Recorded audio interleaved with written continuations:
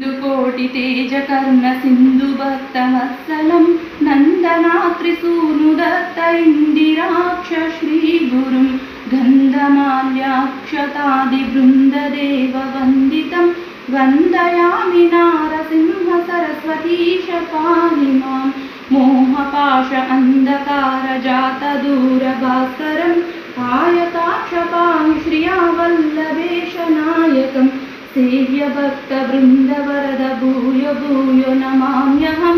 वंदयामि नारसिंह सरस्वतीश पाहि मां चित्तजारि वर्ग षट्कमत्तवारणाङ्कुशं सत्यसार शोभितात्मदत्त श्रियावल्लभम् उत्तमावतार भूत कर्तृभक्त वत्सलं वंदयामि नारसिंह सरस्वतीश पाहि मां व्योमवायुतेजापभूमिकर्तृमीश्वरं कामक्रोधमोहरहित सोमसूर्यलोचनं कामितार्थदातृभक्त कामधेनु श्रीगुरुं वंदयामि नारसिंह सरस्वतीश पाहि मां पुण्डरीकायताक्ष कुण्डलेन्दु तेजसं चण्डदुरितकण्डनाथदण्डधारि श्रीगुरुं मण्डलीकमौलिमार्ताण्डभासिताननं वंदयामि नारसिंह सरस्वतीश पाहि मां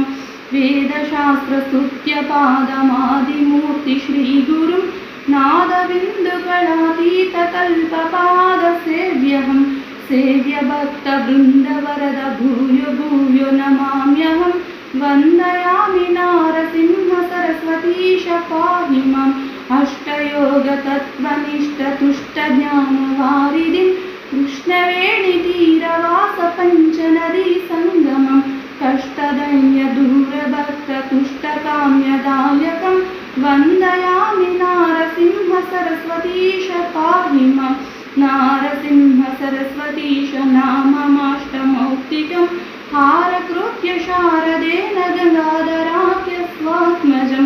दारुणिकदेवदीक्ष गुरुमूर्तितोषकं प्रार्थयामि दत्तदेव सद्गुरुं सदा विभुं नारसिंह सरस्वतीश अष्टकं च यः पठेत् घोरसंसार सिन्धुतारणाख्य साधनं सारज्ञानदीर्घायुरारोग्यादिसम्पदां चारुवर्गकाम्यलाभनित्यमेव यः पठेत्।